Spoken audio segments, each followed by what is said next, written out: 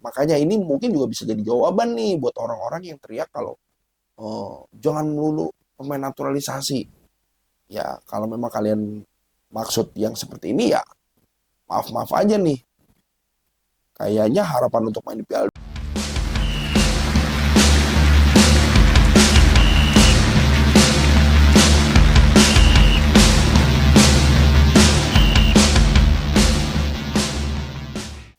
Assalamualaikum warahmatullahi wabarakatuh.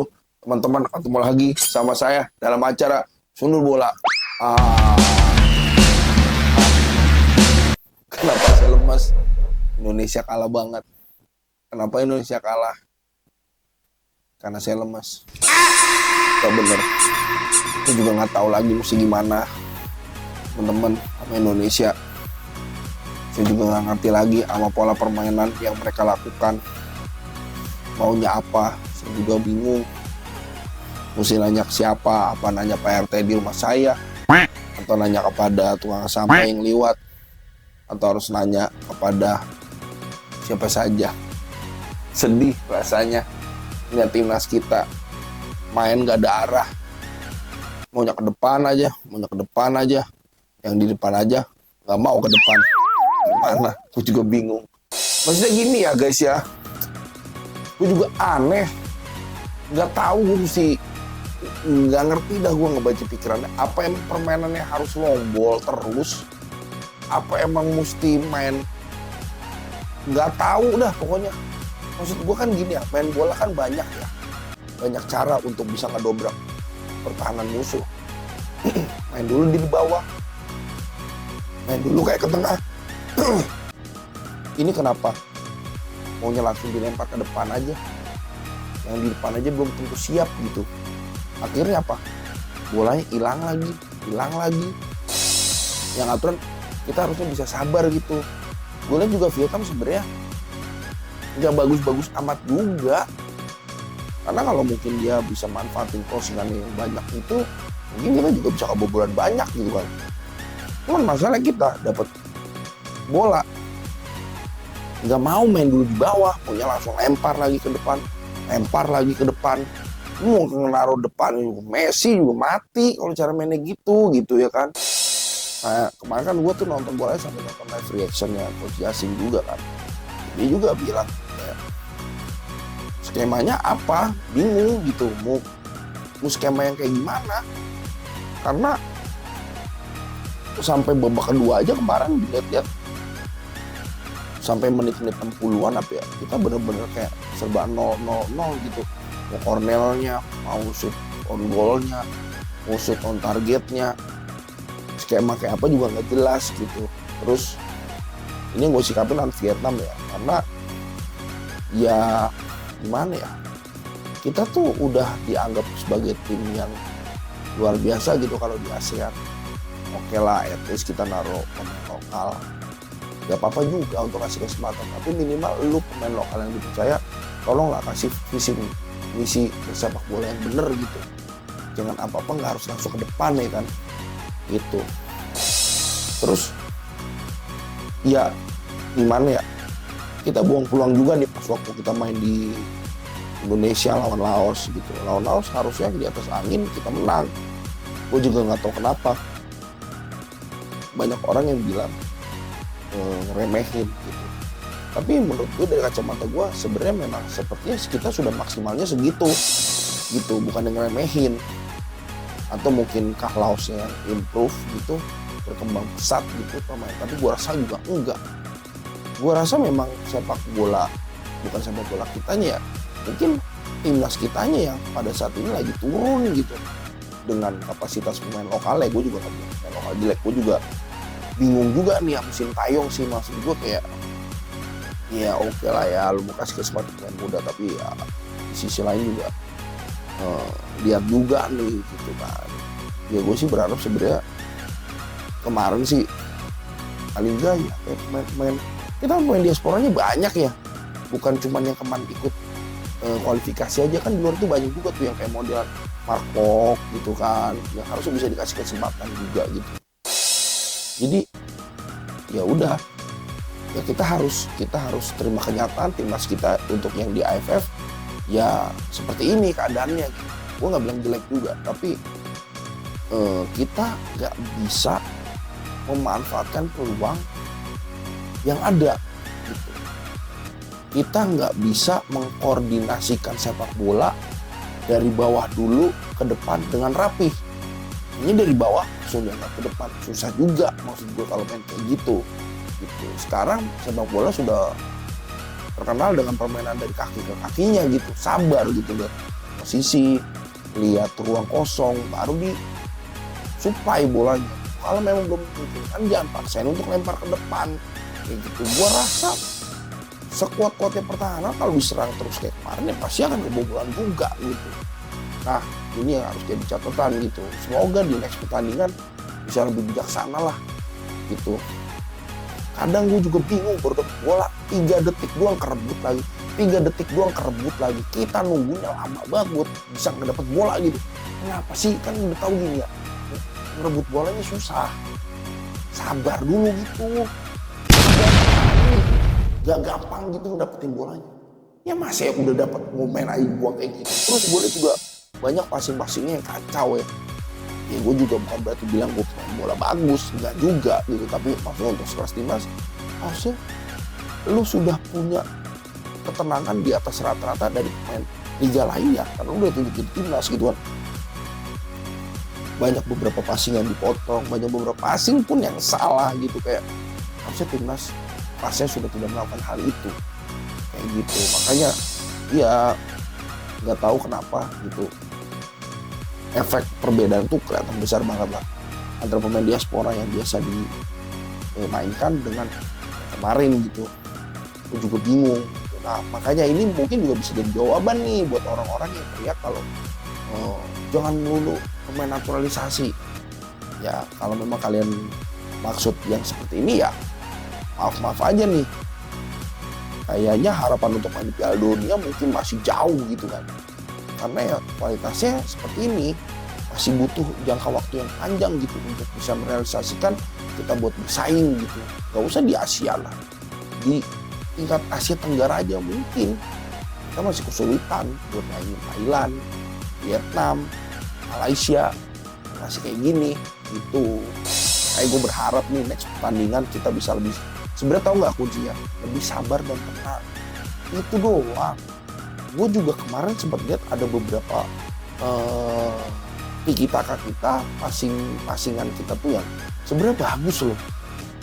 Cuman nggak tahu kenapa kurang sabar, hanya ngangkat lagi. Terus kemarin juga ada tuh 1-2 momen yang gue juga sepakat gitu pas di live reactionnya Justin gitu kan, dia bilang, lu temen megang bola nih, yang lain gak coba untuk buka ruang gitu. Ya kalau temen lu sendirian, lu gak buka ruang untuk dia bisa dapat celah buat ngoper, ya kerebut lagi gitu. Jadi ini nih yang mesti diperbaikin gitu kan. Kalau temen mau megang bola, lu buka posisi, buka ruang, kasih space yang enak untuk dia terusin bolanya. Kalau lu cuman kayak diem di tempat atau ngejauhin teman lu yang kuasain bola, ya gue rasa ya susah kita mau build up serangan juga gitu.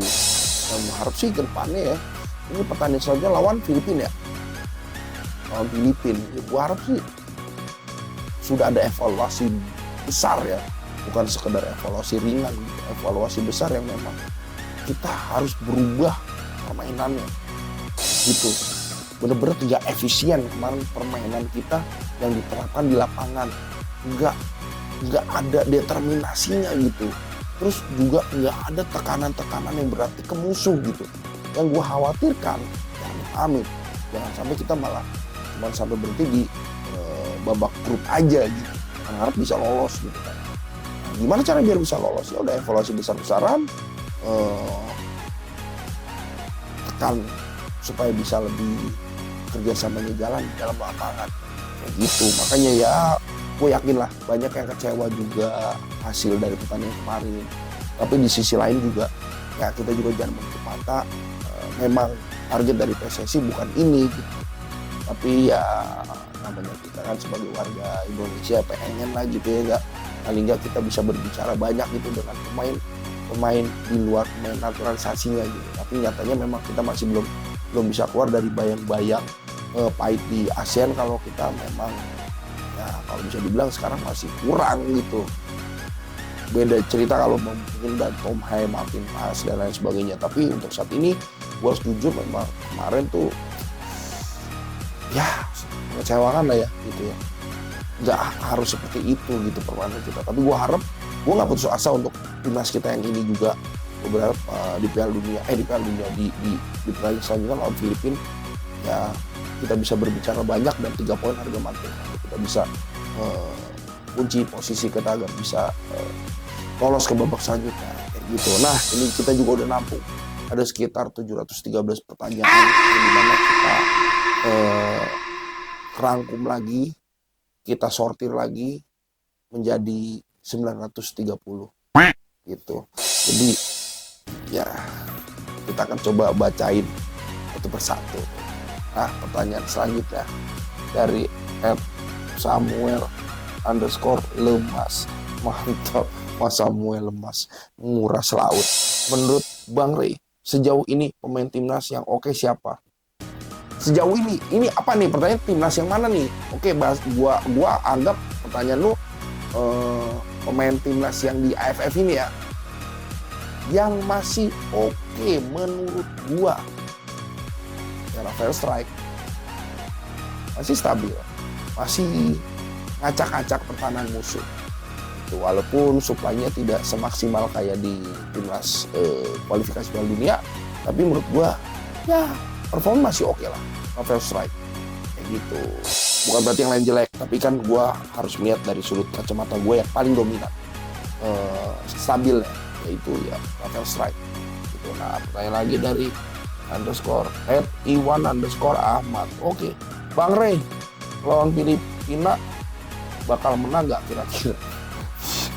Ya gue kan tadi udah bilang ya, kalau emang kita ngerombak dan evaluasi besar-besaran gitu, entah mindset mainnya, mentalitasnya, koreksi passingnya, tata alur bolanya, mungkin kita bisa bicara banyak lawan Filipina gitu. Tapi ya kalau kita masih berharap dengan pola dan permainan yang kayak kemarin lagi lolos lawan Vietnam, ya ngeri juga, bisa-bisa malah kita kehilangan poin nih gitu lawan Filipina. Dan itu kita nggak mau ya kan kejadian. Makanya menurut gue kalau dirombak bukan pemainnya, maksudnya kayak dirombak skemanya atau mungkin Sintayong punya taktik strategi sendiri, dievaluasi, dikoreksi secara maksimal, mungkin kita bisa menang lawan Filipina kayak gitu.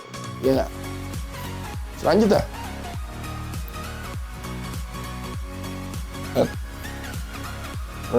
Rermon penulik nggak ori goblok. Bang Rey dulu lawan Laos kita menang, kenapa sekarang imbang? Berarti kita mundur dong? Enggak, kita nggak mundur, karena kalau mundur pun agak sulit ya, karena ini kan sepak bola maju ya.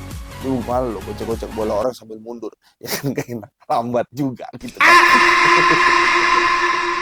Tapi gini, ini ada 2 poin menurut gua nih ya, bisa jadi kita yang mundur atau bisa jadi kita yang nggak maju. Jadi itu menjadi hal yang sama. Jadi menurut gue gini, nggak, ini 2 poin menurut gue, bisa jadi kita yang stuck di tempat atau mundur, atau memang Laosnya yang berkembang. Tapi kalau gue lihat sih sebenarnya Laos pun nggak yang bagaimana berkembangnya, cuman kitanya emang kemarin parah aja gitu. Entah kita ngentengin atau apa, gue nggak tahu ya, tapi emang parah aja gitu. Nah, harusnya kita bisa ambil 3 poin gitu kan. Dan gini, nggak harus kebobolan sebanyak itu gitu lawan Laos dan secepat itu, dan itu kejadian. Jadi menurut gue ya gimana ya, mungkin kita aja kali yang mengalami sedikit kemunduran untuk timnas yang kali ini. Masih ada pertanyaan? Cukup? Oke, kalau gitu terima kasih nih. Saya juga jujur aja nih, setengah ngantuk-ngantuk, bener kayak nyari duit segini amat. Tapi saya yakin, terima kasih juga, nonton kita terus berkembang, terus bertambah. Itu tandanya bentuk kecintaan warga Indonesia terhadap sepak bola Indonesia, bentuk kepeduliannya gitu kan. Pengen tahu gitu berita-berita update apa gitu kan. Dan gue terima kasih banget buat kalian selalu nyimak kita dari awal sampai sekarang gitu kan. Dan gue berharap kedepannya kita bisa terus jaga nih kebersamaan kita ini nih. Tonton terus kita ya kan, karena semakin kita berkembang, semakin kita banyak penontonnya, kita juga akan semakin menggarap sesuatunya lebih istimewa, lebih spesial, dan pasti juga lebih berbeda kayak gitu. Makanya buat teman-teman sekali lagi jangan lupa nih bantu gue untuk share, terus juga untuk like sama komen lah, kalau bisa komen, banyak komen, tanya aja apa yang perlu kalian tanya kayak gitu ya kan. Oke, kalau gitu sebelum gue tutup ya, gue berharap sekali lagi rangkumannya, kesimpulan dari semua ini adalah semoga kita bisa lebih maksimal di pertandingan selanjutnya, dan juga lupakan yang sudah-sudah, karena bagaimanapun kita masih punya beberapa pertandingan ke depan dan harus menang. Jadi yang udah-udah sekarang fokus ke depan untuk gimana caranya kita bisa raih poin maksimal itu. Dan gue yakin lawan timnas yang ini Sintayong gak salah pilih, dan anggaplah kemarin pelajaran untuk menuju kemenangan gitu. Oke, sekali lagi gue pamit undur diri. Tim Syuting Beneran dalam konten Sundul Bola, susunan dan ulasan sepak bola bersama gue Raymond dan tim yang bertugas. Gue pamit undur diri. Sundul Bola.